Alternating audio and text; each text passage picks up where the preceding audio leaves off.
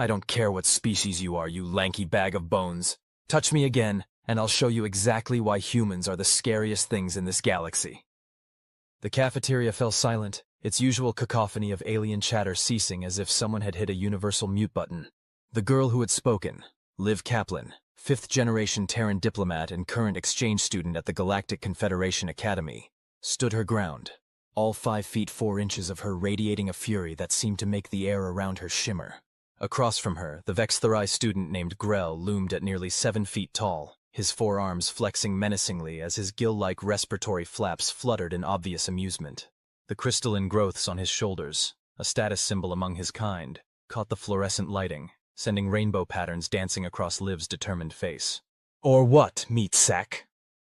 Grell's translator clicked and whirred, his actual voice a series of whistles and pops incomprehensible to most species present. "Your kind only got into space because we felt sorry for you. You're not even a Class 3 civilization." 2 of his hands reached out to shove her again. "Big mistake. Incredibly big mistake. See, there's something you should understand about humans from Earth. We're from a death world. Not that we call it that, to us it's just home. But to the rest of the galaxy, we're the psychopaths who evolved on a planet that actively tried to kill us every single day, and somehow turned that into an advantage. And Liv Kaplan? Her grandmother had been a zero-G combat instructor for the Terran Defense Force before becoming a diplomat. Her mother ran ultramarathons for fun. Her father was a mixed martial arts enthusiast who believed that a family that spars together stays together. So when Grell's hands made contact with Liv's shoulders, he wasn't prepared for her to grab his top right wrist, pivot her body weight, and use his own momentum to send all 7 feet of him sailing over her shoulder in a perfect judo throw that ended with him flat on his back, crystalline growths shattering against the cafeteria floor with a sound like breaking wine glasses. The sound that escaped Grell wasn't translatable, but pain is a universal language. What was that about feeling sorry for humans? Liv stood over him, not even breathing hard, her ponytail barely out of place. "Want to try again? I've got all day." Let me pause the story for a second to give you some context. The year is 2157, and humanity has been part of the Galactic Confederation for exactly 27 years, 8 months, and 13 days. Not that anyone's counting. Well, actually, everyone's counting. The Confederation consists of 47 species spread across 1,013 inhabited worlds, and humanity is the new kid on the block. The very, very new kid. Most species in the Confederation have been spacefaring for millennia. They've built empires, fought wars, negotiated peace treaties, and developed technologies that make our smartphones look like we're banging rocks together. We're the equivalent of a toddler who's just wandered into a board meeting of Fortune 500 CEOs. But here's the kicker. Nobody really knows what to make of us. You see, by galactic standards, Earth should be uninhabitable. It's what they classify as a Class 12 death world. That sounds dramatic, but it basically means our planet is a nightmarish hellscape that should have prevented the evolution of sentient life in the first place. Our gravity? Crushingly high. Our atmospheric oxygen levels? Practically combustible. Our weather patterns? Violent and unpredictable. Our planetary crust? Unstable and prone to catastrophic shifts. Our biosphere? Teeming with predators, parasites, poisons, and pathogens. And yet here we are, not just surviving, but thriving. We've got poetry and pastries and reality TV shows about people who renovate houses. We've turned our death trap of a planet into a cozy little corner of the universe, and that freaks the rest of the galaxy right the hell out. Which brings us to the Galactic Confederation Academy, the most prestigious educational institution in known space, where the children of diplomats, high-ranking officials, and the galactic elite come to learn the finer points of interstellar politics, science, and culture. And where, thanks to the diplomatic efforts of the Terran consulate, a small contingent of human students has been admitted on a probationary basis. Liv Kaplan is one of 15 humans currently attending the academy. She's 17, Earth years old, with curly dark hair, eyes the color of coffee with too much cream, and the kind of quiet confidence that comes from growing up knowing exactly who you are and where you belong in the universe. Or at least she thought she knew. Until she found herself alone in the vast, starry expanse of galactic society, surrounded by beings who viewed her species as either a fascinating curiosity or a potential threat. Most days she handled it just fine. Today was not most days. "Kaplan!" Vice Principal Zakatral's voice cut through the stunned silence of the cafeteria. The Algorian administrator's 7 eyes blinked in an asynchronous pattern that indicated extreme displeasure. "My office. Now!" Liv straightened her uniform jacket and stepped away from Grell, who was still sprawled on the floor, surrounded by concerned classmates and the shattered remains of his pride. He started it, she muttered, knowing full well how childish that sounded even as the words left her mouth. Scatral's skin shifted from its usual calming blue to a mottled purple. I didn't ask who started it, Kaplan. I'm ending it. Move. The walk to the vice principal's office was humiliating, with students from a dozen different species lining the hallway to stare at the human who'd just taken down one of the most physically imposing students in the academy. Some looked frightened, others impressed, but most just seemed confused. That was the problem with being human in galactic society. Nobody knew what to expect from you. We were the wild card, the unstable element, the evolutionary outlier that shouldn't exist but somehow did. Vice Principal Ziki Tral settled behind his desk, which was designed to accommodate his peculiar physiology, half-seated, half-standing, with specialized supports for his 3 lower limbs. Liv stood at attention across from him, hands clasped behind her back in what her mother had taught her was a respectfully attentive posture. This is the 3rd incident this semester, Kaplan, Zekatral began, his universal translator giving his words a clipped, bureaucratic cadence. The 3rd. Do you understand what's at stake here? Liv bit the inside of her cheek to keep from saying something she'd regret. Yes, sir. I don't think you do. Zektral leaned forward, his cluster of eyes fixed intently on her face. You're not just a student here, Kaplan. You're a representative of your entire species. Every action you take, every word you speak is being evaluated not just by me, but by the entire Confederation. The human's probationary status is contingent upon us being perfect little diplomats who never rock the boat, Liv finished for him. I know, sir, but with all due respect, Grell has been harassing me for weeks. Today he escalated to physical intimidation. I responded with appropriate defensive measures. Zekatral made a sound like air escaping from a balloon, the Algorian equivalent of an exasperated sigh. You broke 3 of his crystalline status markers. Do you have any idea how long it takes a Vextherai to grow those? No, sir. How long does it take a human to recover from being physically assaulted? The vice principal's skin shifted through several colors before settling on a troubled gray. Kaplan, you need to understand something. Most species in the Confederation evolved in environments far less hostile than Earth. Physical confrontation is not part of their developmental experience. What seems like reasonable self-defense to you reads as extreme aggression to them. So I should have just let him push me around? Established that humans are acceptable targets? You should have reported the harassment through proper channels. Liv straightened her shoulders. I did, sir, 3 times. I have the confirmation receipts on my comms unit. Zikatrell blinked all 7 eyes simultaneously, a sign of surprise. I was not aware of this. Let me check the records. He waved a multi-jointed limb over his desk interface, and a holographic display sprang to life between them. After a moment, his skin turned a sheepish shade of pink. I see, he said finally. It appears your complaints were misrouted. The Vextherai delegation seems to have applied a diplomatic filter to communications regarding their students. Meaning they intercepted and buried my reports. Liv translated flatly. That would be a serious diplomatic breach if true, Zekatral said carefully. But the evidence suggests a selective interpretation of information-sharing protocols. Liv resisted the urge to roll her eyes. This was exactly why she hated politics. Everyone trying to pretend that bad behavior was just a misunderstanding, that aggression was actually a cultural quirk, that bullying was a form of interspecies communication. So what happens now? She asked. Zekatrel's skin settled on a professional blue again. Now, I have to contact both the Vextherai delegation and your Terran representatives. There will be meetings, discussions, possibly a formal inquiry. And in the meantime? In the meantime, the vice principal said, you are to avoid any further confrontations with Grell or any other Vextherai students. If you are approached, you are to remove yourself from the situation and contact security immediately. So I'm supposed to run away. You're supposed to de-escalate, Zektral corrected. Show the Confederation that humans can resolve conflicts without resorting to physical force. Liv wanted to argue that she had tried everything else, that running away would just make humans look weak, that appeasement never worked against bullies no matter what species they were. But she also knew that making that argument would just confirm every stereotype about humans being aggressive and combative. So instead she said, yes, sir, in her most diplomatic voice. Zekatral studied her for a moment longer, then nodded. You're dismissed, Kaplan. I suggest you use the remainder of the lunch period to collect yourself. Translation. Go hide somewhere until the gossip dies down. Liv gave him a stiff nod and turned to leave. And Kaplan, Zictral added as she reached the door. She paused, looking back over her shoulder. That throw was technically impressive, the vice principal said, his skin briefly flashing an approving shade of gold. Not that I'm condoning your actions, of course. For the first time since the cafeteria confrontation, Liv felt the corner of her mouth twitch upward. Of course not, sir. Thank you. The Academy's arboretum was usually deserted during lunch hour, which made it the perfect place for Liv to retreat and lick her wounds, metaphorically speaking. Nestled among the carefully cultivated specimens from 100 different worlds, she could almost pretend she was back on Earth, even though none of the plants around her had evolved on her home planet.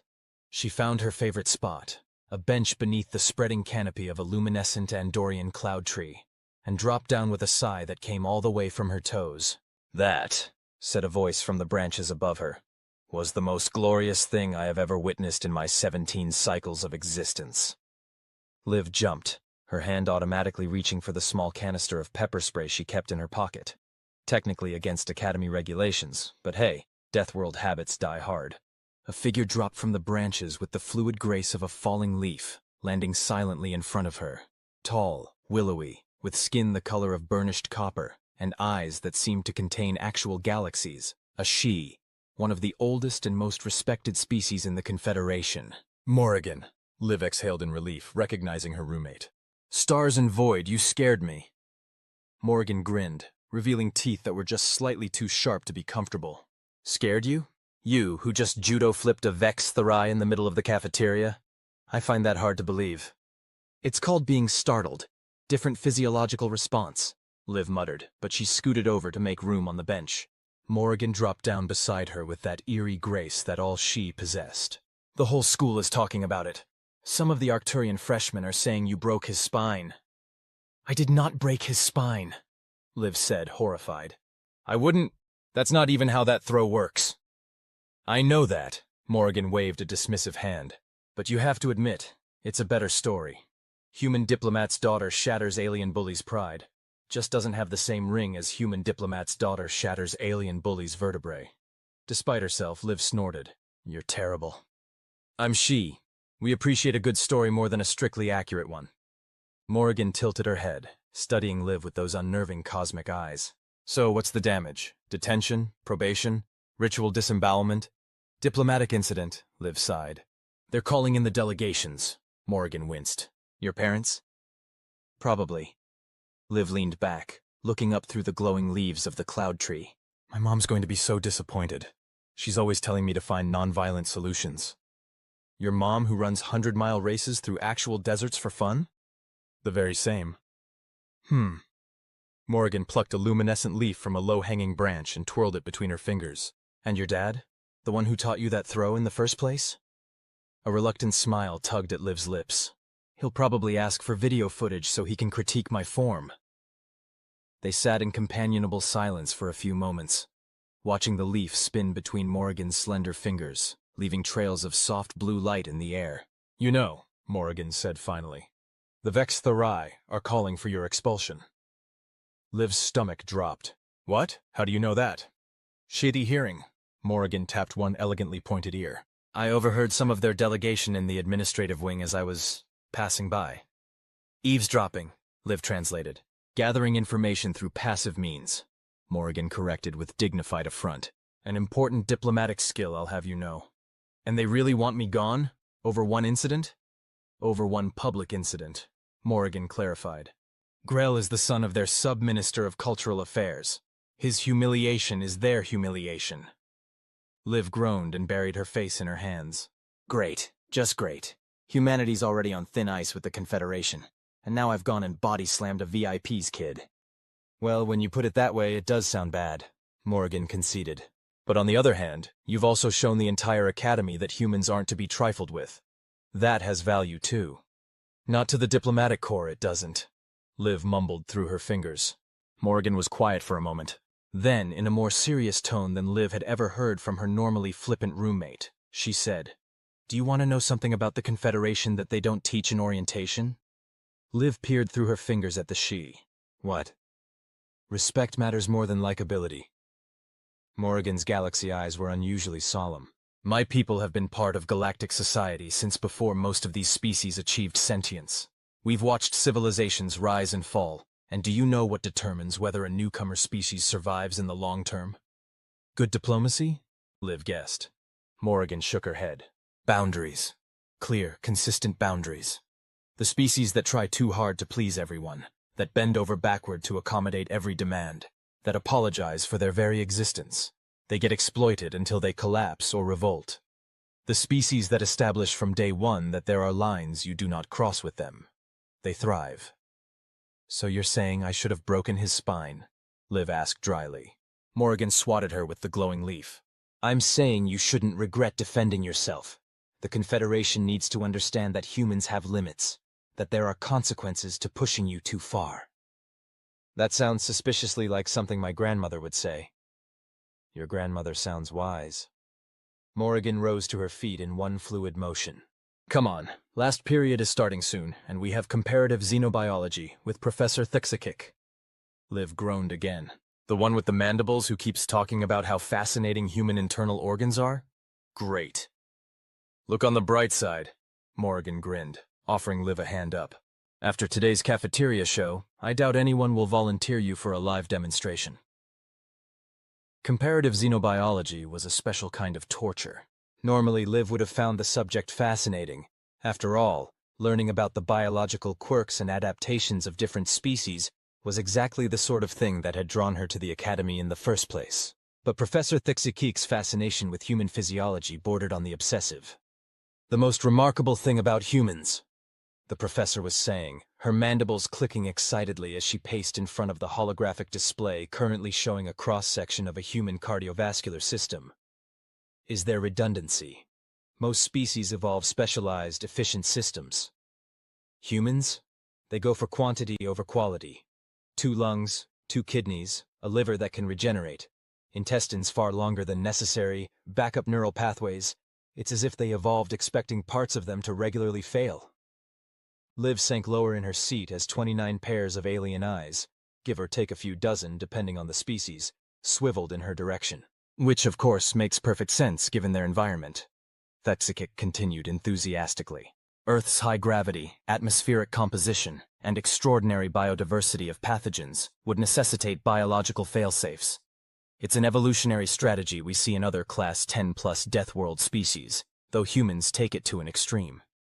A tentative hand, well, appendage, rose from the front row. A Qualaxian student whose name Liv could never quite pronounce correctly. Professor, the student's translator rendered their burbling speech. Is it true that humans can survive having entire sections of their major organs removed? Excellent question. Thixakik's mandibles clattered in what Liv had come to recognize as academic excitement. Yes, in many cases. Humans can lose up to 75% of their liver, 1 entire kidney, significant portions of their intestines, 1 lung, sections of their brain, though with varying degrees of functional impairment, of course. The class erupted in a chorus of impressed and disgusted sounds. It's like they're designed to keep functioning even when severely damaged. A Meridian student whispered loudly enough for everyone to hear. Actually, Thixakik corrected. It's more accurate to say they evolved in an environment where being severely damaged was a routine occurrence. Natural selection favored those who could continue to function despite injury. Liv felt a gentle nudge against her consciousness, Morrigan's telepathic equivalent of a poke in the ribs. When she glanced at her roommate, the she nodded subtly toward the back of the classroom. Following Morrigan's gaze, Liv saw Grell and 2 other Vextherai students huddled together, their gill flaps fluttering in what appeared to be an agitated conversation. Grell's crystalline growths were indeed missing, with only jagged stubs remaining on his shoulders. He caught her looking and narrowed his compound eyes, making a gesture with one of his 4 hands that didn't need a translator to interpret. Great. This wasn't over. Professor, called out a Denebian student with translucent skin through which you could see all 3 of her hearts beating. What's the most dangerous aspect of human physiology from a combat perspective? Liv stiffened. The question wasn't even trying to be subtle. Thixakik, oblivious to the undercurrents, brightened visibly. Oh, where to begin? Their skeletal density makes their limbs effective bludgeoning weapons. Their bite force is remarkable for omnivores. Their epidermis contains nerve endings that interpret pain as a motivating rather than debilitating stimulus in crisis situations. But perhaps most significant is their adrenal response. The professor brought up a new hologram showing the human endocrine system. Unlike most sentient species, whose stress responses include a flight component that overrides combat impulses past a certain threshold, human adrenal glands can actually enhance combat capability in extreme situations. They call it hysterical strength, a temporary override of the normal limitations of their muscular system that allows for feats of strength and speed far beyond their baseline capabilities. So they get stronger when they're scared? The Denebian asked, sounding disturbed by the concept. Not exactly, Thixikik clarified. They get stronger when they perceive an immediate threat to themselves or their social group. It's a last resort survival mechanism. But what makes it unique among Confederation species is that humans retain cognitive function during this state. Most species experiencing a similar biochemical surge would lose higher reasoning capacity, but humans can direct this enhanced physical capability with tactical precision. Liv heard the distinctive sound of a Vextherai whisper click from the back of the room, followed by a sound that among humans would be described as a derisive snort. Professor Thaxikik's antennae twitched. Do you have a question, Student Grell? All eyes turned to the Vextherai. Grell straightened, his gill flaps fluttering in what Liv recognized as embarrassment at being called out. I was merely expressing skepticism, Professor, his translator rendered smoothly. These so-called capabilities seem greatly exaggerated based on my recent experience with the species. A ripple of uncomfortable murmurs spread through the classroom. Everyone knew what recent experience he was referring to. Thaxikik's compound eyes shifted, focusing first on Grell, then on Liv. Ah, yes. The cafeteria incident. Actually, Student Grell, that provides an excellent case study. Student Kaplan, would you mind standing? Yes, I would very much mind, Liv thought, but found herself rising to her feet anyway. Observe, Thexikik said, moving to stand beside Liv. Student Kaplan's species evolved on a planet with approximately 1.1 times the gravity of our Academy standard. Her muscle density is roughly 1.3 times that of a Vextherai of equivalent size. Her skeletal structure can withstand compressive forces that would fracture most comparable species' support systems. The professor was speaking about her as if she were a specimen in a jar rather than a person standing right there, which was uncomfortable but not unusual in xenobiology classes. However, Thexikik continued, the most relevant factor in this morning's altercation wasn't physical capability, but technique. Humans developed thousands of formalized combat systems specifically designed to allow physically smaller individuals to defeat larger opponents by using leverage, momentum, and anatomical vulnerabilities. It's an evolutionary adaptation to their status as both predator and prey species on their home world. Grell's gill flaps fluttered angrily. Are you suggesting the humans' victory was inevitable? Thexikik's mandibles clicked in the insectoid equivalent of laughter. Not at all. I'm explaining why it wasn't as surprising as you might think. Humans are classified as a Class 3 civilization technologically, but physically, they're apex predators from a Class 12 death world. In the context of natural history, they're less like the rest of us, and more like... Like what, Professor? Liv found herself asking, both dreading and curious about the answer. Thixikik tilted her head, compound eyes glittering. Like evolutionary anomalies. Most sentient species evolved toward greater specialization and environmental adaptation. Humans evolved to adapt their environment to themselves while maintaining a remarkable physical resilience. It's as if the universe created a species specifically designed to survive anything it threw at them. The classroom fell silent as everyone digested this. May I sit down now, Professor? Liv asked quietly. Yes, of course. Thixikik waved her back to her seat, already turning to the holographic display to bring up the next topic. Now, let's compare human adrenal responses to the chemical fear paralysis of the Jovian mantis people. As Liv sank back into her chair, she felt the weight of stares from around the room, some curious, some wary, some openly hostile. Morrigan gave her a sympathetic nudge, both physical and mental. Just so you know, the shilly whispered, you've now been officially upgraded from interesting roommate to fascinating apex predator roommate. Fantastic, Liv muttered. That's exactly what I need right now. But as the class continued, she couldn't help noticing that the Vextherai in the back row were keeping their distance, their earlier bravado noticeably diminished. Professor Thixikik might have intended the impromptu human biology lesson as a purely academic exercise, but its effect on the classroom dynamics was immediate and tangible. Maybe, just maybe, there was something to Morrigan's theory about respect versus likability after all. The summons came during the last period of the day. A soft chime on Liv's personal communication device, followed by a message that made her stomach clench. Student Kaplan, your presence is required in conference room Theta at 16:30 standard hours. Representatives from the Terran Consulate and the Vex Thari delegation will be present. Attendance is mandatory. Office of the Principal. Wow, Morgan whispered, reading the message over Liv's shoulder. They're not wasting any time. They're making an example of me, Liv said grimly, checking the time. 15 minutes until the meeting. Just enough time to walk across campus and work herself into a proper panic. Morgan grabbed her hand as she stood to leave the classroom. Wait, before you go, take this. She pressed something small and cool into Liv's palm. It was a small crystal, no bigger than a thumbnail, glowing with a soft inner light that shifted between blue and green. What is it? Liv asked, turning it over curiously. Shitty truth stone, Morgan said. An old family heirloom, actually. It resonates with falsehoods, brightens when someone's lying, dims when they're telling the truth. Liv stared at her roommate in shock. Morgan, I can't take this. If it's a family heirloom, you're not keeping it. Morgan interrupted with a roll of her galaxy eyes. I want it back after your meeting, but it might help you navigate whatever political mess awaits you in there. Is this legal? Morgan shrugged elegantly. It's not technically a recording device or a weapon, so it doesn't violate any Academy protocols. And it's passive. It doesn't compel truth, just helps you perceive it. Liv closed her fingers around the stone, feeling a faint vibration against her skin. Thank you, I think. Don't mention it, literally. Morgan's expression turned serious. And Liv, remember what I said earlier, about boundaries. With a nod, Liv slipped the stone into her pocket and headed for conference room Theta, her heart pounding with a rhythm that would probably fascinate Professor Thuxakik to no end. Conference room Theta was one of the Academy's formal diplomatic spaces, designed to accommodate multiple species with wildly different physiological needs. The air was maintained at a carefully calibrated neutral temperature and composition. The lighting adjusted to a spectrum tolerable to photosensitive species, and the gravity set to a comfortable median that meant everyone was equally uncomfortable.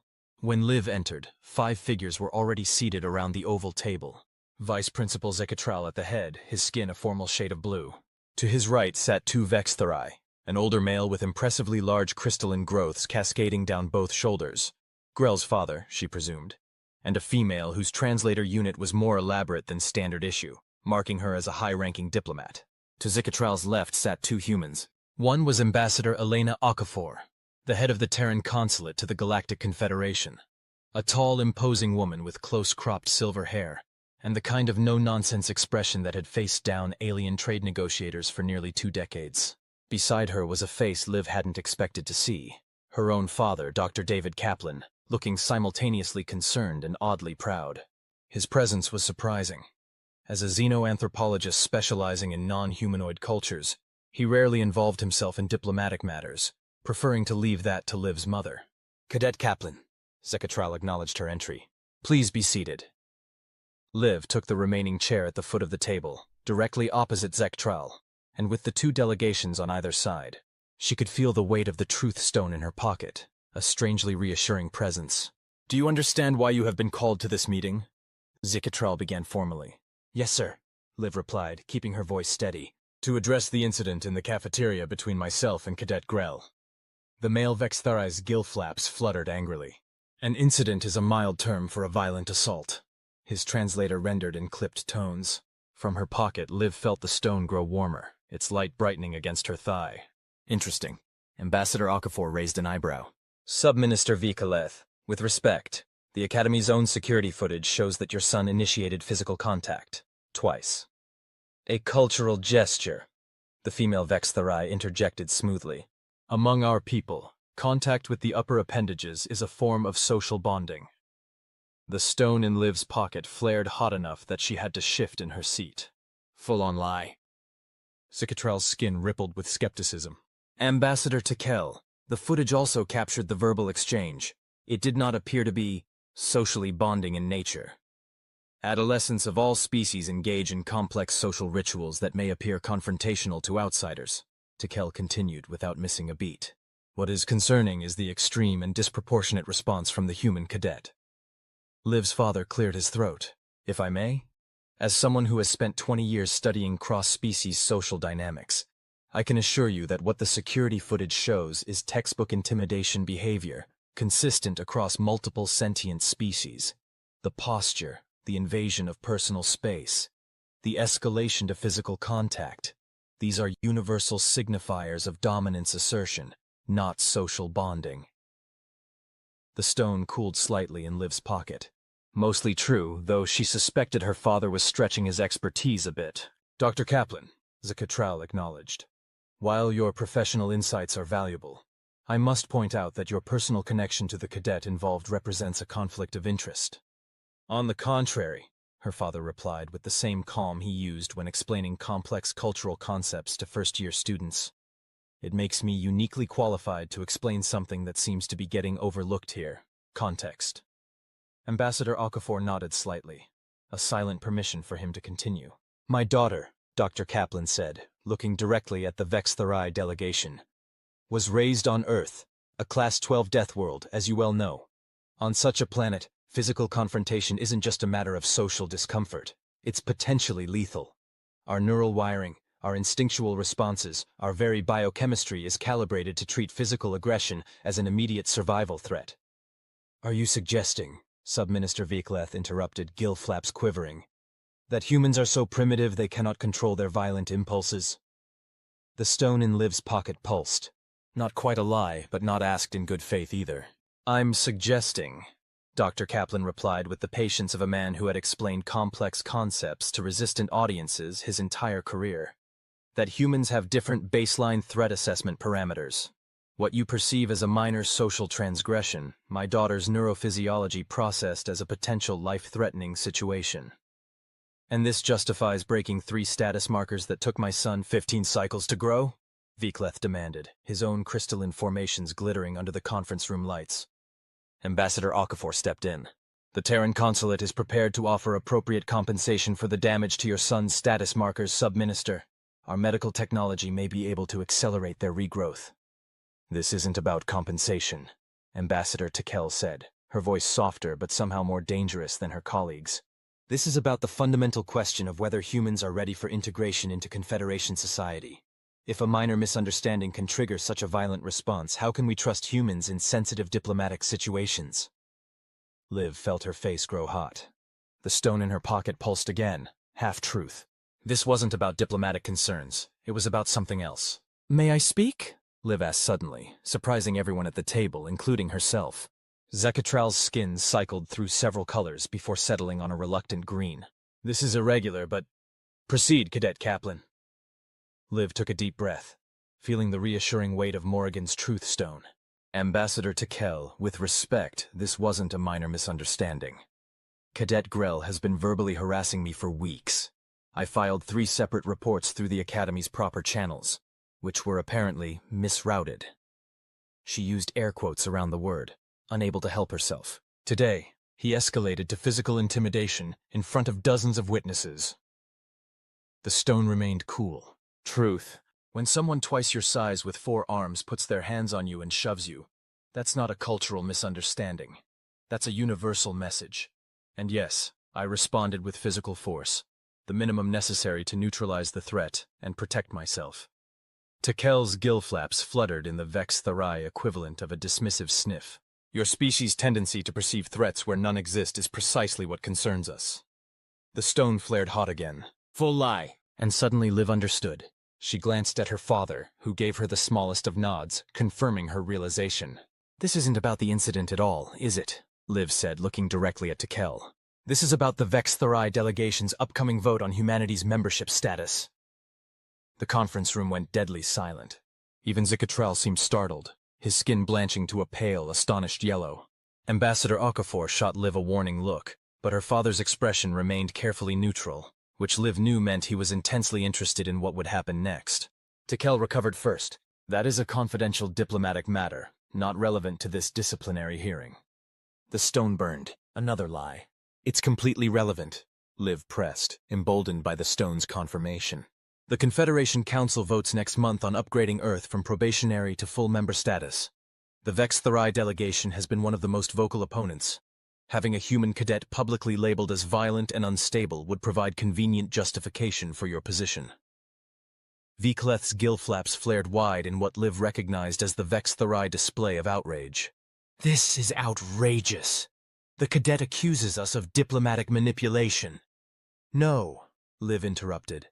I'm accusing your son of bullying, and your delegation of covering it up and trying to use it to your advantage. There's a difference. Ambassador Okafor looked like she couldn't decide whether to be horrified or impressed by Liv's directness. Zikatral's skin had settled into a troubled purple pattern, his 7 eyes blinking asynchronously as he processed this unexpected turn. Cadet Kaplan, he said finally, these are serious accusations against a respected member delegation. They are, Liv agreed, and I wouldn't make them without evidence. She turned back to the Vex-Therai. Ambassador Tekel, would your delegation be willing to submit to a truth verification protocol regarding the routing of my harassment complaints and any connection to the upcoming membership vote? The stone in her pocket went ice cold. The Vex-Therai would never agree to that. Sure enough, Tekel's gill flaps fluttered in controlled outrage. We are not the ones on trial here, Vice Principal. This meeting was called to address the human cadet's violent behavior, not to subject a sovereign delegation to insulting interrogations. Dr. Kaplan leaned forward slightly. Actually, I believe my daughter has raised a valid point about potential conflicts of interest in this proceeding. As her parent and a faculty member, I formally request that any disciplinary action be reviewed by a neutral third party with no stake in the upcoming Confederation vote. Zikatral looked relieved to have a procedural solution. That is a reasonable request, well within Academy protocols. The Shidi delegation has no position on human membership status. They could provide an impartial assessment. Tekel and Vakaleth exchanged a look that needed no translator to interpret. The Shidi were known throughout the Confederation for their uncanny ability to sense deception. They were the last species the Vex-Therai would want investigating this matter. Perhaps, Ambassador Okafor suggested smoothly, we're overcomplicating a straightforward incident between students. I propose a simple resolution. Cadet Kaplan will formally apologize for the physical damage caused to Cadet Grell's status markers. The Terran Consulate will cover medical expenses for their accelerated regrowth, and both students will participate in the Academy's conflict resolution program. The stone in Liv's pocket remained neutral, neither hot nor cold. A political solution neither true nor false. Vkleth's gill flaps fluttered in reluctant consideration. And the disciplinary record? A notation of a cultural misunderstanding, with no assignment of blame, Okafor proposed. After all, we wouldn't want the upcoming vote to be influenced by an unfortunate incident between teenagers, would we? Tekel's compound eyes narrowed, but she recognized the implicit threat in Okafor's diplomatic phrasing. If they pushed for punishment against Liv, the humans would push for an investigation into their interference with her harassment complaints. Acceptable, Tekel said finally, provided the apology is public. Liv opened her mouth to protest, but a quick glance from her father stopped her. Politics, his expression seemed to say. Sometimes you have to lose a little to win a lot.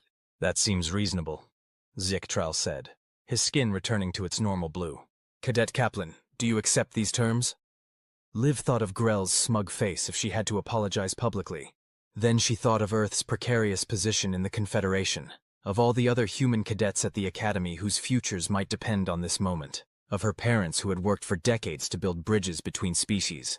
The stone was cool in her pocket. This wasn't about her pride. Yes, sir, she said. I accept. Absolutely not, Liv said 2 hours later, pacing the small confines of her dorm room. I am not apologizing to that four-armed jerk in front of the entire school. Morrigan, lounging on her bed with casual elegance, raised an eyebrow. But you just agreed to it in front of 2 ambassadors, a vice principal, and your father. I agreed to it because I had to, Liv countered, running her hands through her hair in frustration. But there has to be another way. Such as? Morrigan prompted, examining her perfect nails with feigned nonchalance. Liv stopped pacing. I don't know yet, but I know one thing. If I get up in front of the Academy and apologize for defending myself, I'll be painting a target on the back of every human student here. We'll be establishing that we can be pushed around without consequences. Morrigan rose with her usual fluid grace. So what are you going to do? I'm going to apologize, Liv said, but on my terms, in my way. Intriguing. Morrigan sat up straighter. Tell me more. The agreement specified a public apology, It didn't specify the content of that apology beyond acknowledging the damage to Grell's status markers. A slow smile spread across Morrigan's face. Ah, the classic diplomatic strategy of malicious compliance. I approve. Liv dropped down onto her own bed, suddenly exhausted. The problem is, whatever I say needs to satisfy the letter of the agreement, while also making it clear that humans aren't pushovers. It's a delicate balance. Fortunately, Morrigan said, tossing something small and glittering to Liv, you have a friend with over 3,000 years of diplomatic tradition in her bloodline. Liv caught the truth stone, still faintly warm from her pocket. And access to extremely useful magical artifacts, apparently. Thank you for this, by the way. It was illuminating. I thought it might be. Morrigan's expression turned serious. What did you learn? That the Vextherai delegation is definitely using this incident to undermine Earth's bid for full membership. That they deliberately buried my harassment reports, and that they're genuinely alarmed by human physical capabilities. All useful information. Morrigan nodded thoughtfully. You know, there's an old Shi saying, when you cannot win by force, win by perception. Liv frowned. Meaning, Morrigan said with a mischievous gleam in her cosmic eyes. That sometimes the appearance of power is more effective than power itself. You've demonstrated that humans can physically defend themselves. Now you need to demonstrate that they can politically defend themselves too. Through an apology? Through the right kind of apology. Morrigan rose from her bed with fluid grace and moved to Liv's desk, pulling up a holographic display. Let's draft something that will make the entire Academy rethink what it means to have humans in their midst. The Academy's Grand Hall was packed the next morning for what had been officially described as a cultural exchange presentation, but which everyone knew was Liv Kaplan's public apology to Grell. Students from every species crowded the tiered seating, their varied physiologies creating a riot of colors, textures, and subtle atmospheric disturbances as respiratory systems of all kinds worked overtime with excitement. Liv stood backstage, dressed in her formal Academy uniform, trying to control the thundering of her heart. Her parents were somewhere in the audience, her mother having arrived late last night, along with the entire Terran diplomatic contingent, and, of course, the Vextherai delegation. Vice Principal Zeke Atral approached, his skin a formal shade of blue with undertones of yellow that betrayed his nervousness. Cadet Kaplan, are you prepared? The ambassadors are anxious to have this matter resolved. I'm ready, sir, Liv said, squaring her shoulders. Zeke Atral studied her for a moment, all 7 of his eyes blinking in sequence. I've reviewed your prepared remarks. They are not what I expected. But they fulfill the terms of the agreement, Liv pointed out. I acknowledge the damage to Cadet Grell's status markers and offer appropriate apology. Technically, yes. Zeke Atral's skin rippled with unease. But the additional content is a cultural presentation about human conflict resolution traditions, Liv finished for him. Perfectly appropriate for this forum and not prohibited by the agreement. Zeke Atral made a sound somewhere between a sigh and a hiss. You are your parents' child, Cadet Kaplan. Very well. But if this inflames tensions further, it won't, sir, Liv promised, hoping she was right. If anything, it will promote better understanding between species. Zeke Atral didn't look convinced, but he gestured toward the stage entrance. It's time. Liv took a deep breath and stepped out onto the stage, facing the assembled Academy.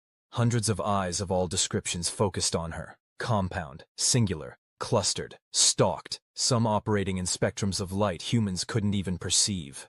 Near the front, she spotted Grell sitting with his father, his damaged crystalline growths now covered with protective caps that somehow made them look even more conspicuous. In the middle section, her parents sat side by side, her father looking calmly confident, her mother visibly tense but offering an encouraging smile. And scattered throughout the audience, the other 14 human students watched with expressions ranging from sympathy to apprehension, knowing that whatever happened here would affect all of them. Liv stepped up to the podium, adjusted it to her height, and began. Esteemed faculty, honored guests, fellow cadets. I stand before you today to address the incident that occurred between myself and Cadet Grell 2 days ago in the Academy cafeteria. Her voice rang clear through the hall, thanks to the universal translator amplifying and rendering her words in the preferred language of each listener.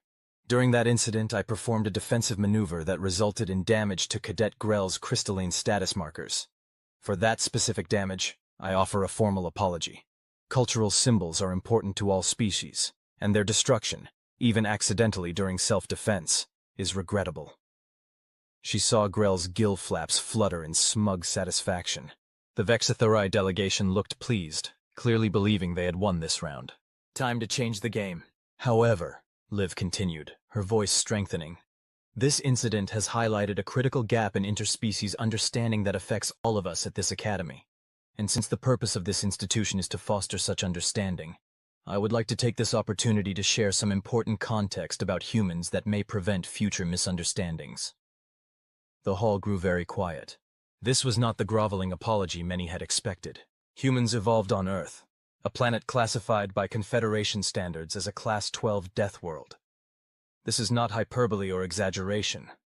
It is a scientific designation based on gravity, atmospheric composition, biodiversity of predators and pathogens, geological instability, and climatic extremes. Liv paused, making eye contact with audience members of various species.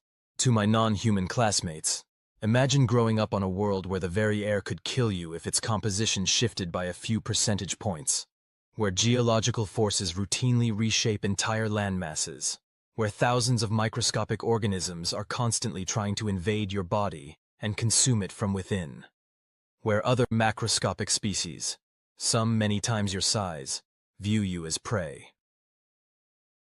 A ripple of discomfort passed through the audience. For most of them, she was describing a nightmare. That is the evolutionary context that shaped humanity, not for a few generations, but for millions of years. It is written into our DNA, our neural wiring, our instinctual responses. When we perceive a threat, our bodies prepare for survival in ways that may seem extreme to species from more benign environments. Liv looked directly at Grell now. This is not an excuse for violence. It is an explanation of difference. Humans do not want to fight, but we are prepared to defend ourselves when necessary, because on our world, failure to do so meant death. The Vexithori delegation was looking increasingly uncomfortable. This was not the contrite apology they had anticipated. Ambassador Tekel leaned over to whisper something to Sub-Minister Vicleth, their gill flaps fluttering in agitation. Which brings me to a concept central to human interaction, Liv continued. We call it consent. In its simplest form, it means that physical contact without permission is unacceptable. This isn't just a cultural preference, it's a neurobiological boundary rooted in our evolution as prey animals who became predators. She allowed her gaze to sweep across the entire audience now. In joining the Galactic Confederation, humans have committed to adapting many of our practices to align with interspecies norms. We've adjusted our environmental standards, our educational systems, our diplomatic protocols. But there are some boundaries that are not culturally negotiable because they are biologically imperative. When Cadet Grell placed his hands on me without permission after verbal warnings, my response was not a choice. It was the result of millions of years of evolutionary programming designed to keep my species alive on a world that constantly tried to kill us. The hall was absolutely silent now. Liv could feel the weight of hundreds of alien gazes, some confused, some angry, some thoughtful. So my apology today is specific and limited. I am sorry for the damage to Cadet Grell's status markers. I am not sorry for defending myself. And I want to be absolutely clear about something important for all species in this room to understand about humans. Liv straightened to her full height, unimpressive by many alien standards, but in that moment, somehow commanding. Humans do not seek conflict. We value cooperation, celebration of difference, and peaceful coexistence. These are genuine desires, not diplomatic posturing. But we are also the species that survived and thrived on a Class 12 death world. We respect boundaries, our own and those of others.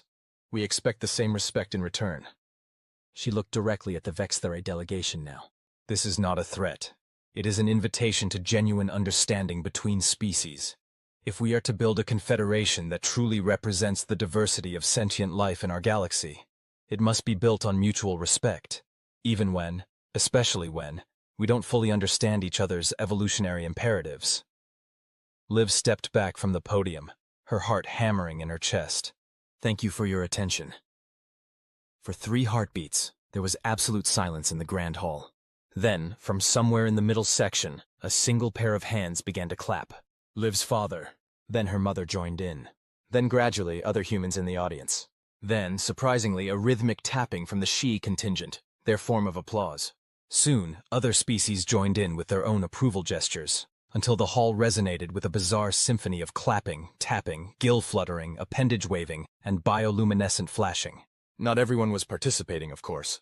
The Vexthari delegation sat stone still, their compound eyes fixed on Liv with expressions that needed no translator to interpret. But they were noticeably in the minority.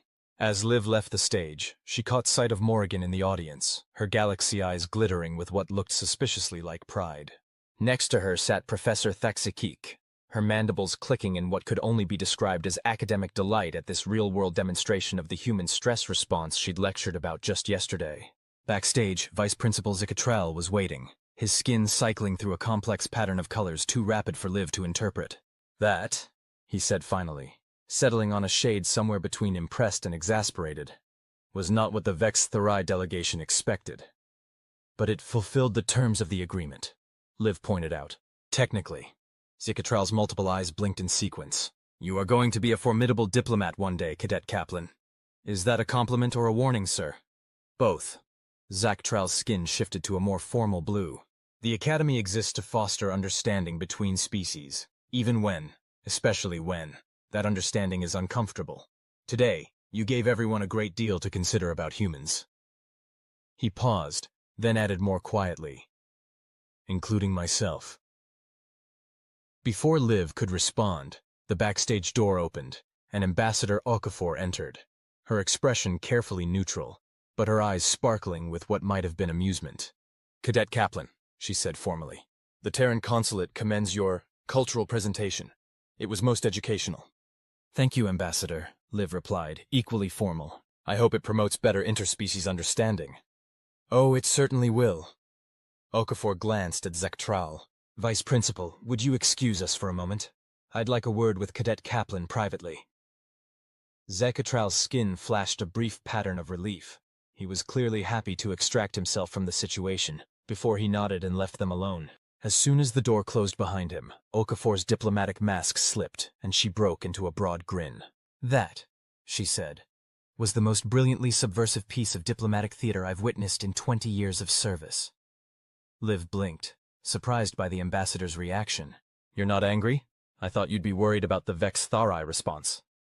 "Oh, they're furious," Okafor confirmed cheerfully. "But they also can't do a damn thing about it because you technically fulfilled the terms of the agreement, while simultaneously making it impossible for them to turn this incident into propaganda against Earth's membership bid." She shook her head in admiration. "By framing human defensive capabilities as an evolutionary imperative rather than a cultural choice, you've shifted the entire narrative. They can't claim humans are too aggressive for the Confederation when you've just established that our responses are biologically analogous to the Meridian reflex freeze or the Algorian color shift." "So, I didn't make things worse?" Liv asked cautiously. "On the contrary," Okafor's expression turned more serious. "What you did today was establish a critical precedent for all human Confederation interactions going forward. You set a boundary while extending a hand. That's the essence of effective diplomacy." She checked her communication device, then grimaced slightly. "I need to go smooth some ruffled gill flaps now, but I wanted you to know, as the official representative of Earth to the Confederation, that you did your species proud today." With a quick squeeze of Liv's shoulder, the ambassador was gone, leaving her alone in the backstage area to process what had just happened. After a moment, the door opened again, and Morrigan slipped in, galaxy eyes sparkling with mischief and a wide grin on her face. "Well," the she said, "I think it's safe to say that nobody is going to be shoving any humans in the cafeteria anytime soon." Liv let out a breath she hadn't realized she'd been holding and finally allowed herself to smile. "Mission accomplished, then." "Indeed." Morrigan linked her arm through Liv's. "Come on, Apex Predator. I think this calls for a celebration. The Arcturian students are having a bioluminescence party in the Arboretum tonight. Want to go scare them with your terrifying Death World reflexes?" Liv laughed, feeling the tension of the past few days finally begin to dissipate. "I think I've done enough scaring for 1 week, but a party sounds nice." As they left the backstage area together, Liv caught sight of Grell and his father exiting the grand hall, their postures rigid with barely contained fury. The younger Vexthari noticed her watching and made a gesture that his translator wouldn't have rendered politely. But there was something different about it this time, a wariness that hadn't been there before. Not fear exactly, but caution. The kind of caution one apex predator shows another when territorial boundaries have been established. And really, that was all Liv had wanted from the beginning. Not dominance, not submission, just mutual respect across the vast evolutionary differences that separated Earth's children from the rest of the galactic community. 2 weeks later, the Academy full bloom, a carefully curated collection of flora from 100 different worlds, combining to create a biologically improbable paradise. Bioluminescent vines from Proxima Centauri 4 wound around trees from Sirius B's third moon. Crystalline flowers from the methane gardens of Titan chimed softly in the artificial breeze. It was one of the few places at the Academy designed for pure aesthetic appreciation, rather than educational purposes. Liv sat cross-legged on a bench made from petrified wood imported from Epsilon Eridani, her personal tablet propped on her knees as she tried to focus on her comparative biochemistry assignment. But her attention kept drifting to the groups of students meandering through the gardens, noting how their behavior had subtly changed in the 2 weeks since her speech. The most obvious change was how other species now maintained a slightly larger distance from the human students. Not fearfully, for the most part, but with a new awareness. The way you might give a respected predator its space without necessarily running away. "You've become quite the celebrity," said a voice from behind her. Liv didn't jump this time. She was getting used to Morrigan's habit of appearing from nowhere. "Not by choice," she replied, making room on the bench as the she settled beside her with characteristic grace. "Choice or not, you've changed things." Morrigan produced a small, crystalline fruit from somewhere in her flowing garments and bit into it, releasing a scent like cinnamon and ozone. "The Arcturian students have started a self-defense club, you know. They're calling it Survival Skills for Non-Death Worlders."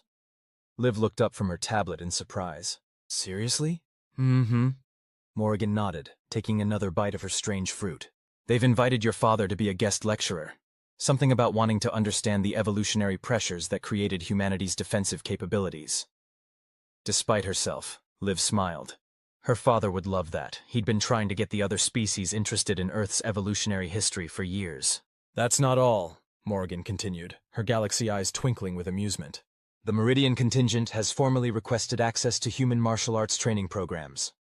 Apparently they've decided that if they have to share a galaxy with Deathworlders, they should at least understand how they fight." "Huh." Liv set her tablet aside, assignment forgotten.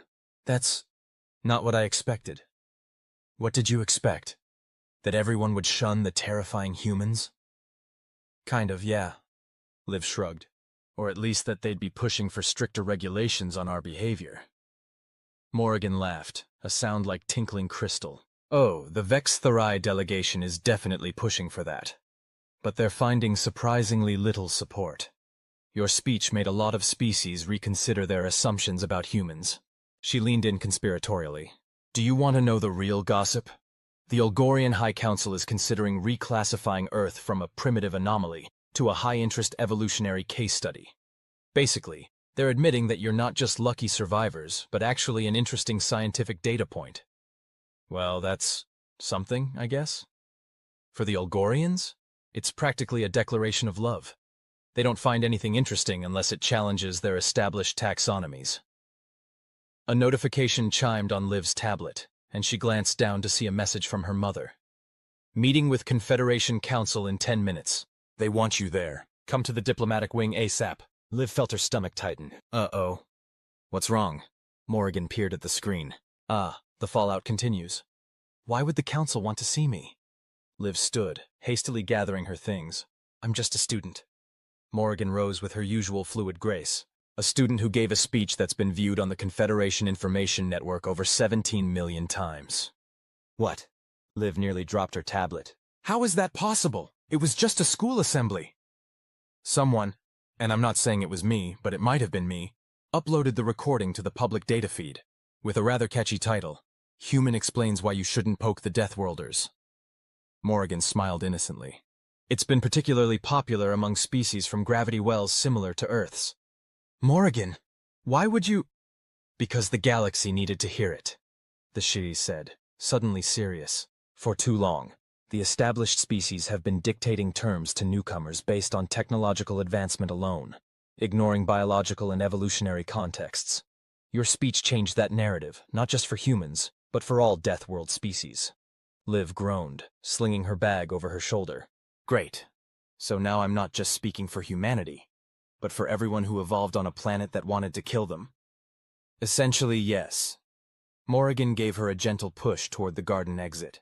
Now go. The Council hates to be kept waiting, and you've already made enough waves without adding tardiness to your list of offenses.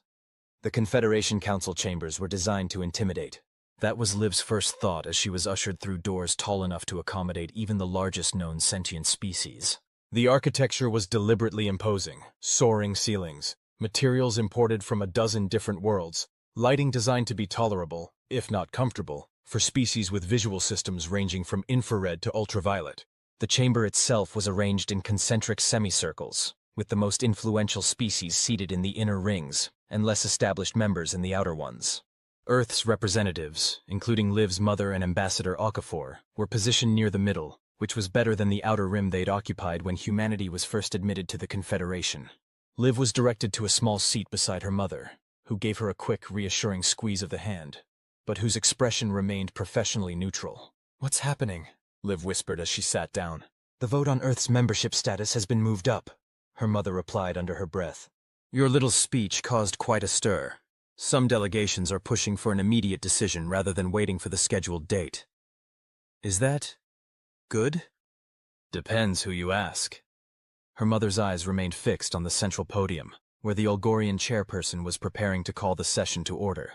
"The Vextherai are furious, obviously, but several previously neutral parties have shifted their position in our favor." "Because of my speech?" "Because you made them see humans in a new light. Not as primitive upstarts to be patronized, but as survivors to be respected." Before Liv could ask more questions, the chairperson's voice boomed through the chamber, amplified and translated simultaneously for all present. "This special session of the Galactic Confederation Council is now convened," the Olgorian announced, his skin cycling through formal patterns of blue and gold. "We are here to address the motion put forward by the Arcturian delegation to move up the vote on Earth's membership status from probationary to full member." A ripple of multilingual murmurs spread through the chamber. "Before we proceed to debate," the chairperson continued, "the Vextherai delegation has requested the right to address recent events they feel are relevant to the vote." Liv tensed as Ambassador Tekel rose from her seat in the third ring, her crystalline growths catching the light dramatically. "Esteemed colleagues," Tekel began, her translator rendering her whistles and clicks into the formal diplomatic language of the Confederation. "Before we rush to elevate a species that has barely mastered interstellar travel to full membership, I urge you to consider recent evidence of their fundamental incompatibility with Confederation values." She gestured with one of her four arms, and a holographic projection appeared in the center of the chamber, a still image from Liv's confrontation with Grell in the cafeteria, frozen at the moment the Vextherai student was sailing through the air. This incident, which many of you have now seen, demonstrates the human's instinctive resort to physical violence when faced with minor social friction. A Vextherai student engaged in standard social interaction, and the human response was disproportionate force. Liv bit her tongue, hard. "Standard social interaction, my foot. Moreover," Tekel continued, "when given the opportunity to make amends through a formal apology, the human student instead delivered what can only be described as a thinly veiled threat to the entire Confederation." The hologram shifted to show Liv at the podium during her speech, her expression intense as she delivered her message about human evolutionary imperatives. "The human representatives would have us believe this is merely an explanation of their biology. I submit that it is a warning, one we would be wise to heed by maintaining humanity's probationary status until they have demonstrated a greater capacity for impulse control and diplomatic resolution of conflicts." Tekel sat down to a mixture of approving and disapproving sounds from various delegations. The chairperson acknowledged her with a formal skin pattern and then said, "The Arcturian delegation has requested the right to offer a counter-perspective." Liv was surprised when an Arcturian rose from the second ring, a high-ranking member of one of the oldest species in the Confederation. The Arcturians were known for their conservative views and general reluctance to admit new species to full membership. "Fellow council members," the Arcturian began, his translator rendering his subsonic rumblings into crisp, formal language. "I speak not only for my delegation but for a coalition of 7 species, who have jointly reviewed the incidents in question and come to a different conclusion than our Vextherai colleagues." He gestured, and the hologram shifted to show a different moment from the cafeteria. The instant when Grell had put his hands on Liv's shoulders. Our analysis indicates that the humans' response was consistent with defensive protocols that would be appropriate on a Class 12 death world. What our Vex-Thari colleagues omit is the context. Repeated harassment documented in official Academy records, physical contact initiated without consent, and most importantly, a clear verbal warning that was ignored. The Arcturian's 6 eyes blinked in sequence, a gesture indicating emphasis. We have reviewed the human student's speech in its entirety, not just the selected portions. What the Vex-Thari characterize as a threat, we interpret as valuable information about biological imperatives that will help all Confederation species interact more successfully with humans. He paused, and Liv was startled to see his gaze shift directly to her before continuing. Moreover, we find the human's approach instructive. Rather than seeking retribution or advantage, she offered specific, targeted reconciliation while maintaining clear boundaries. This is not the behavior of a species incompatible with Confederation values. It is the behavior of a species that understands the fundamental balance between cooperation and self-preservation that has allowed our diverse union to flourish. As the Arcturian sat down, the chamber erupted in a cacophony of sounds, colors, and pheromonal releases as various delegations signaled their reactions. The chairperson had to flash his skin in the pattern indicating order several times before the chamber quieted. "It appears this matter has generated significant interest," the chairperson observed, his 7 eyes blinking in sequence. "Before proceeding to formal debate, I note that the human student at the center of these events is present today. Given the extraordinary circumstances, the chair will exercise discretion to invite Cadet Olivia Kaplan to address the council directly, should she wish to do so." Liv felt her mother stiffen beside her. This was completely unexpected. Students were never invited to address the council. "You don't have to," her mother whispered. "This is highly irregular." Liv hesitated only briefly before standing. "I would be honored to address the council," she said, her voice sounding much steadier than she felt. As she made her way to the central podium, Liv was acutely aware of hundreds of alien eyes following her progress.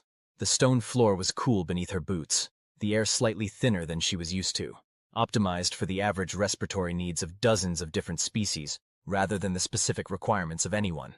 Standing at the podium, adjusting it to her height, Liv took a deep breath and looked out at the assembled representatives of galactic civilization. Somewhere in the back of her mind she could hear Morrigan's voice. "Remember what I said about perception sometimes being more powerful than force?"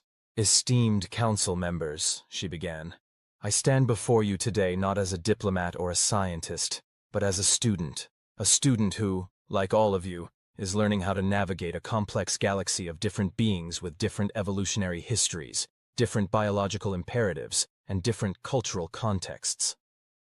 She paused, making brief eye contact with various delegates, including Tekel, whose gill flaps were fluttering with barely contained indignation. "The incident you've been discussing was not a diplomatic stratagem or a calculated statement. It was a moment of genuine cultural collision, the kind that happens every day at the Academy as we learn to understand each other." Liv's hands were steady on the podium now, her initial nervousness fading as she found her rhythm. "What you've seen, both in the cafeteria and in my subsequent address, is not humanity making threats. It's humanity trying to be honest about who and what we are. We come from a world that shaped us to be vigilant, resilient, and quick to defend ourselves. These are not choices we make. They are reflexes built into our biology." She straightened her shoulders slightly, conscious of her posture. "But here's what is a choice. Our commitment to finding a place within the Confederation. Our dedication to learning about other species so we can interact respectfully and meaningfully.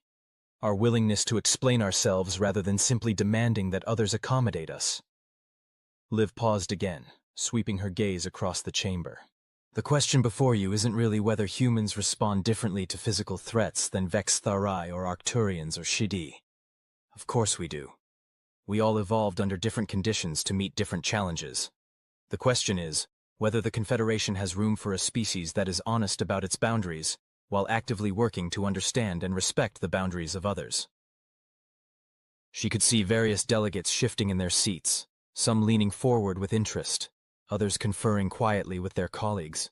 If the Confederation's goal is genuine diversity, not just the superficial diversity of appearance or technology, but the profound diversity of evolutionary strategies that have produced sentient life throughout our galaxy, then Earth's inclusion enriches that tapestry. Liv allowed herself a small smile. And if nothing else, as my comparative xenobiology professor might tell you, we humans make a fascinating case study. There was a ripple of what might have been laughter from several delegations, including, surprisingly, the Ulgorian chairperson, whose skin briefly flashed an amused shade of green. Thank you for allowing me to address you today, Liv concluded. Whatever your decision on Earth's membership status, please know that humanity's commitment to finding our place among the stars, with respect, honesty, and a willingness to learn, remains unchanged. As Liv stepped away from the podium, there was a moment of silence, followed by the Arcturian delegation initiating their form of applause, a rhythmic tapping that was quickly joined by other species with their own approval gestures. The chairperson called for order, his skin shifting back to formal blue. The Council thanks Cadet Kaplan for her insights. We will now proceed to formal debate on the Arcturian motion to advance the vote on Earth's membership status. Making her way back to her seat, Liv caught her mother's eye and was surprised to see not just pride, but something that looked like respect in her expression. Not bad for someone who got sent to the principal's office 2 weeks ago, her mother whispered as Liv sat down. Did it help?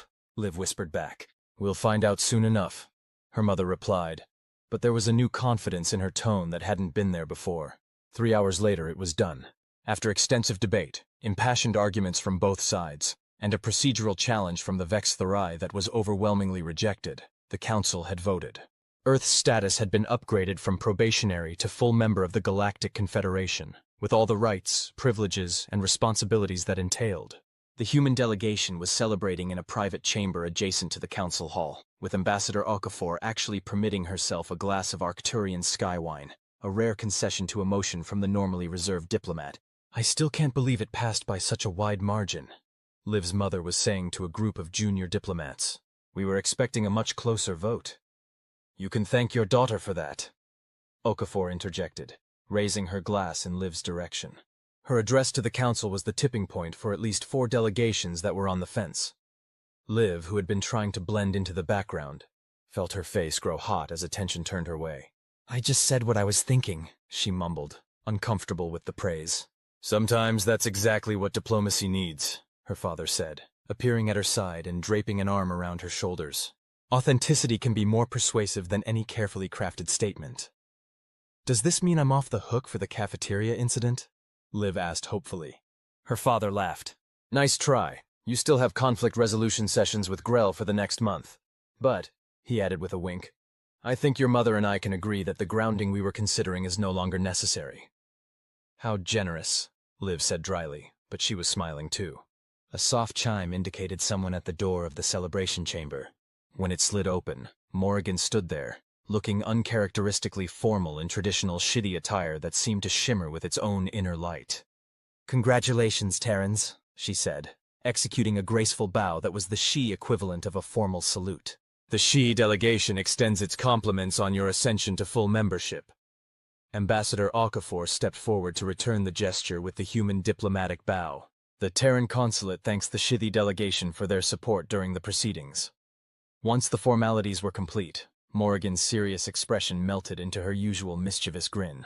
So, are you going to invite me in to celebrate, or do I have to stand in the doorway all evening looking mysterious and ethereal? Liv laughed and waved her friend inside. Come on in, though I should warn you the only refreshments are calibrated for human biochemistry. I don't think we have anything you can safely consume. Already taken care of, Morrigan said, producing a small flask from somewhere in her flowing garments. She celebration nectar. 1 sip would probably put a human in a coma for a week, but for me, just enough to make diplomatic functions tolerable. As the celebration continued around them, Liv and Morrigan found a quiet corner to talk. I still can't believe all this happened because Grell couldn't keep his hands to himself, Liv said, watching the diplomats mingle. 2 weeks ago, I was just trying to get through comparative xenobiology without being volunteered for a live dissection demonstration. And now you're the face of Human Confederation relations, Morrigan teased. Fame comes at you fast in the galactic community. Ugh, don't remind me. Professor Thuxakik cornered me this morning to ask if I'd be willing to participate in a minimally invasive study of human adrenal response patterns. I told her I'd think about it, which really meant not in a million years. Morrigan laughed, her galaxy eyes twinkling. You know, there's a saying among my people, The universe rarely gives you what you expect, but often gives you what you need. And what exactly did I need from all this? To find your voice, Morrigan said simply. Not your mother's diplomat voice, or your father's academic voice. Your own voice, the one that can translate what it means to be human in a way the rest of us can understand. Before Liv could respond, her communication device chimed with an incoming message. She glanced down and was surprised to see it was from Grell. Human. Meet me in the Academy Arboretum at 2000 hours. Come alone. What is it? Morrigan asked, noticing her expression change. Liv showed her the message. Looks like someone isn't celebrating Earth's new status. Morrigan's eyes narrowed.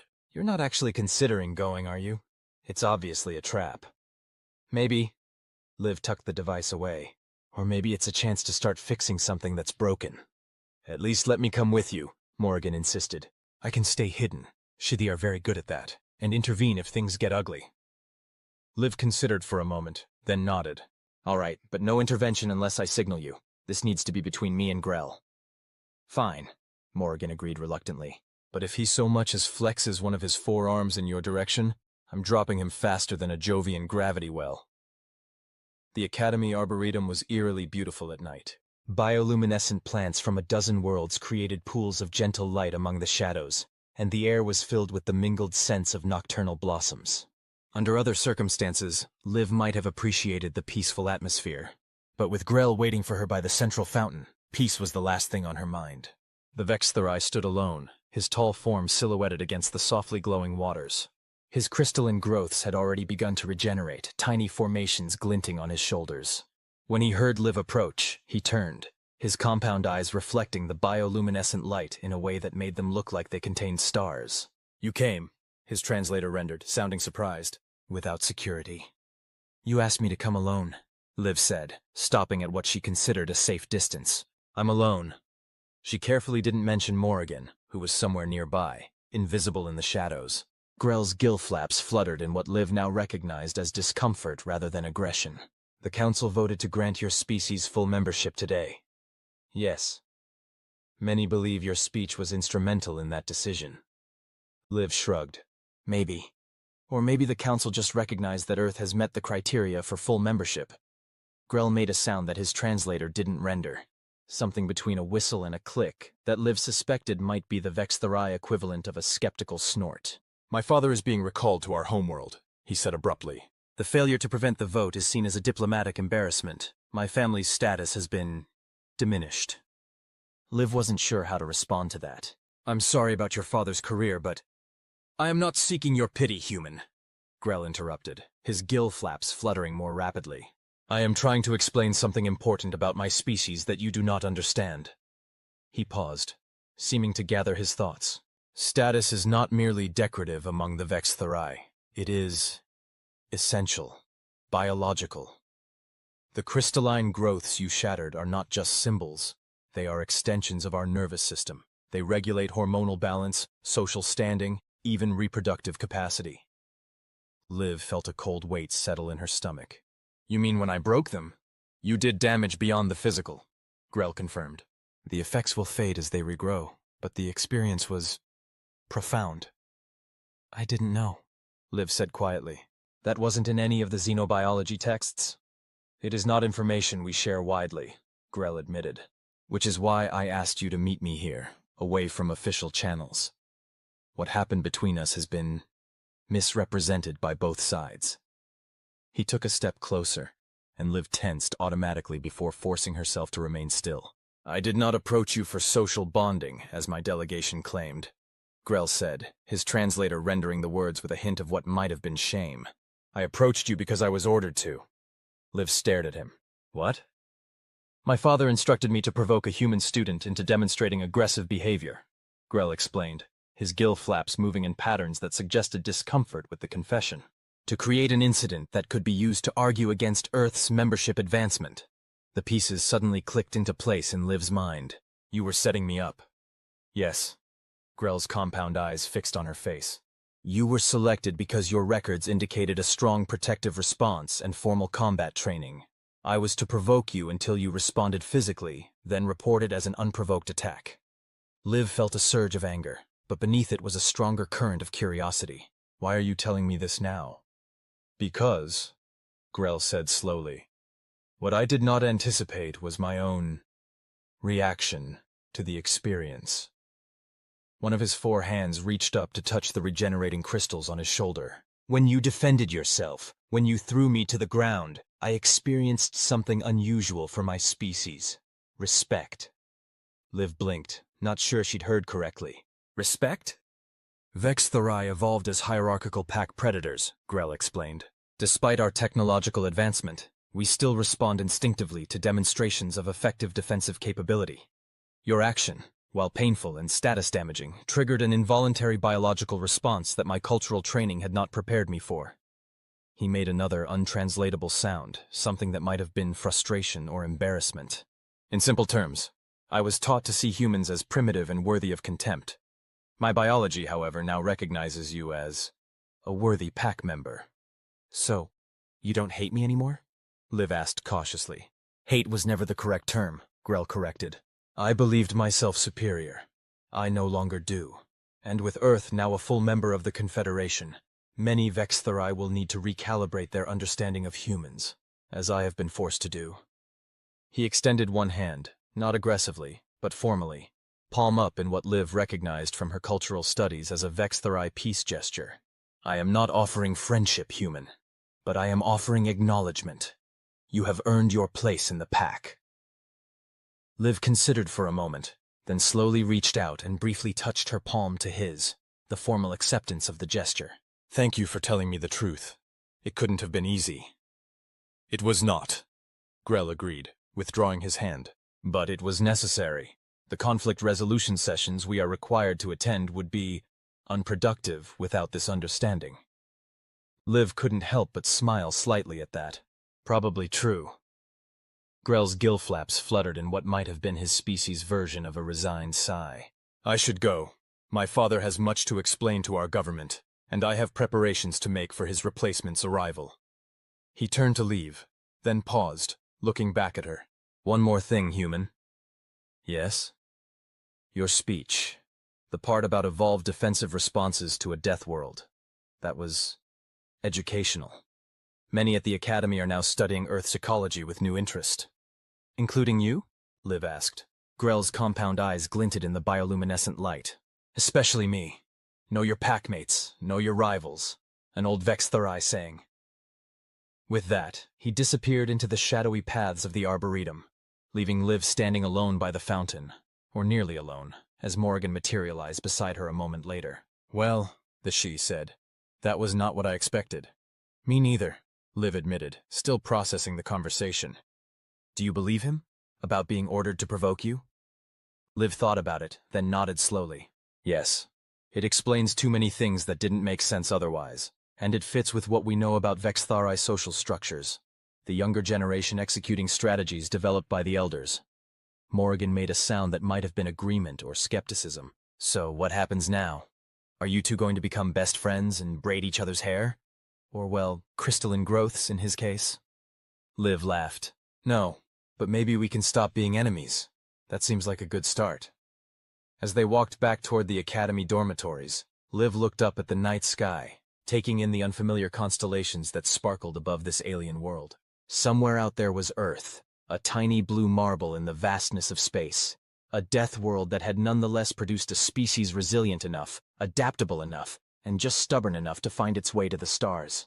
You know, she said to Morrigan, when I came to the Academy, all I wanted was to blend in, to be a good representative of humanity without drawing attention to our differences.